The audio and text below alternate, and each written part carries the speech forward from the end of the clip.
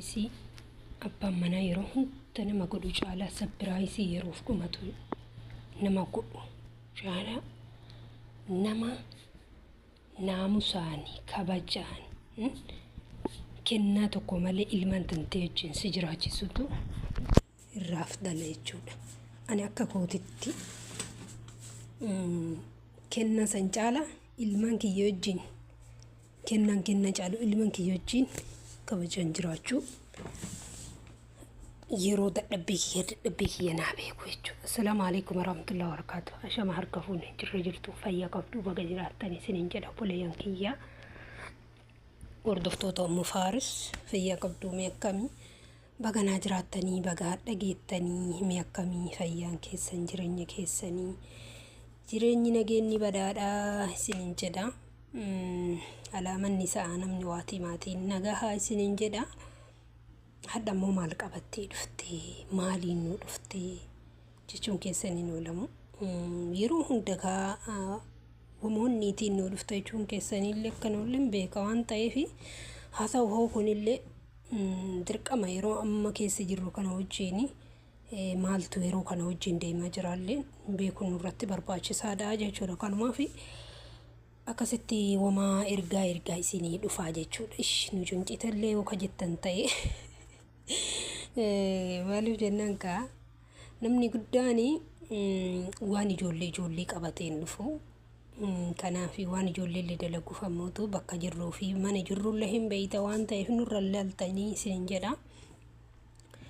Amma walumaa galatti yaada maal jechuu barbaade zabana yeroo amma keessa jirru kana keessatti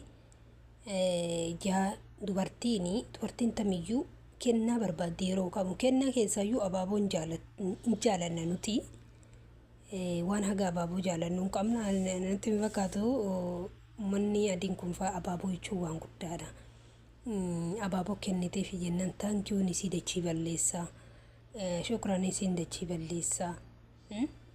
Kanaafuu an akka mataa kiyyaatitti kennaa caalu ilmootiyya kabajaan taa'ee afaan takkaan kalimaa takkaan akhlaaqa gaarii walii qabaanne ilmoo san qabu wajjin guddifachuutu irra naaf aftala. Gizee ulfa kiyya dadhabbii sanaa beekee kanniin hunda yoo inni naa hubate kennaa caalu kennaa biraan barbaadu. Maaliif jennaan kennaan tuni gaafa dhabdee ni citti waan ta'eef ilmoon hoo waan hin cinne ilmeen wajjin rakkattee guddifattee bakka takkaan geette gaafa ati bakka takkaan geette jarrillee mataa ussi qabdi.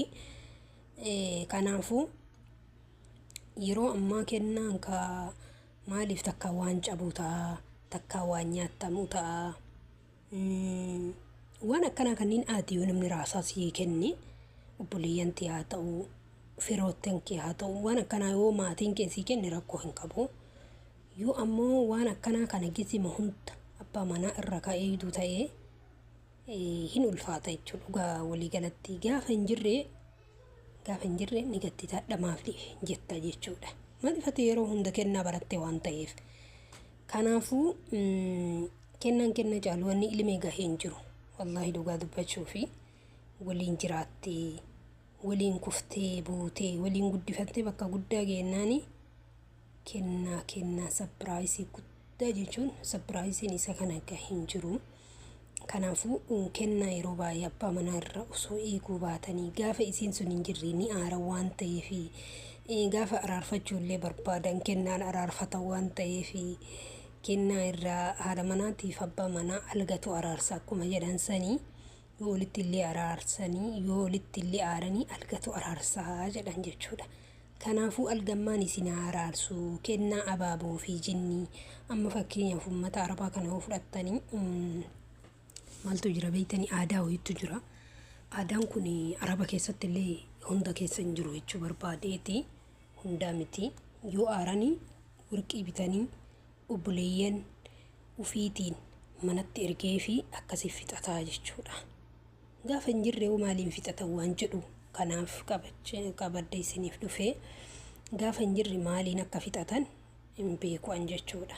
Walumaa galatti kennaan abaddi namaan taatu ilmeen ammoo abada sii taati jechuudha. Gaafa ati duute magfiraa siif kadhatti si duuba shafi'aa siif kadhatti. Kanaafuu kennaa shafi'aa fi magfiraa irraan argattu waan jedhu. Kanaafuyyuu yoomiyyuu kennan dhugaadha yookaan gizee ol fuudhan san akka gaaritti haala gaaritti yooliif godhanii yeroo wajjin deemte wanti hundinuu gaafa hormaata godhataa dhufte wallaahi keessattuu dhiirti gizee ati ulfaasi dandeette dhugama dhiirummaadha. Giddii jaraa dandeette illee jaalatte osoo hin taane danda'u fuute waan ta'eef giddii jaraa jaalatte. Maali dhiira tokkotu jira akkasiin hubanne bakka sanitti dhugaa dubbachuu fi gizee ulfaa kalas dubartiin baay'een ta'e gizee hunda adada ulfaatiin dhukkubu jira. Dubartiin gariin ta'e yeroo jalqabaatiif dhukkubu jira. Wal keessa jechuudha. Garuu gaflaa yeroo sanii nama danda'an jechuun dhugaa dubbachuu fi wayyoo ndeekon maaliif waan ofii kiyya argillee waan ta'eef bakka sana amma akkasumatti irra taraa warri argin ammoo hin sodaata waan ta'eef uummata sodaachisuu hin fedhu hordoftoota kiyyan sodaachisuu. Kanaaf nama gizee nuti itti dhayne nu danda'u nama jireenya isaa keessatti yeroo nu gafloofne gizeen ulfoofne ulfi akkanaan nama danda'u rabbina haa godhu nama akkasii rabbina haa fidu jedhiitiin kadhadhu atiin shamaraas jechuudha. Inni dhiiraas intala akhlaaqa qabdu intala haalaf amalliisii gaarii intala na kabaju intala firee kiyya kabaju jedhiitiin kadhadhu atiin dhiiraas jechuudha. Kenna jettanii waa'ee kenna yaadina jechuu barbaadeeti asumaanii kennaanii waa'ee yerooti amalli ammoo waan idumee sirra qusatamu qoyan. Wallaahi kennaa caalu jechuudha. Gizee ati ulfaa yoo maatiriyaalii kan kee waan ati barbaaddu yoo sii guute yoo ammallee gizee ati deettee ati harma hoosiftu ulaagaa sii guute haati daa'ima gaafa hoosiftu baay'ee wanniin isii gadi deema gadi bu'aadha jechuudha. Maaliif jennaan harma hootikaa ilmeen badada isii barbaachisa. Badanni kana jechuun maali nyaata irraa kuduraa muduraa irraa dhugiitii irraa wanti hundi gaafa qophaa'ee fi karas maal barbaadde aslan kennaa wanni isii barbaachisa kennaan kana jechuudha. Gaafa ati akka hin cabne si godhe akkasitti si tajaajile kennaa caaluu jechuudha. Siif ilmin ta'ellee akkasii waan daafuu namni amma yeroo ammaa kana hin fuudha malee waan fuudheef illee hin beeku. Isilleen hin heerumte malee argite magaafatanii heerumte malee dursii gadi bu'ii hubadhu siin jechuu barbaadeeti. Akkasii like share subscribe yoo isinitti tole isin